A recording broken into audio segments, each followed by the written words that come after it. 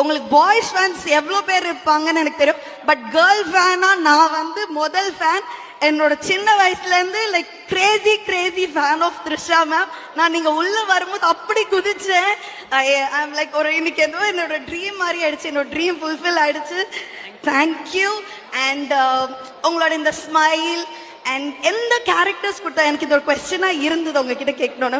Like எந்த genre of acting கொடுத்தாலும் நீங்கள் அதுக்கு ரொம்ப அடாப்ட் ஆயிடுறீங்க.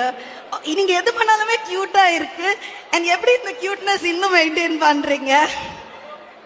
I think character பொறுத்த வரைக்கும் I believe I'm a director's actress and எனக்கு ரொம்ப என்ன பண்ற the films I have done I believe that it's because of it having a great director. So it's just that. Thank you, Ra.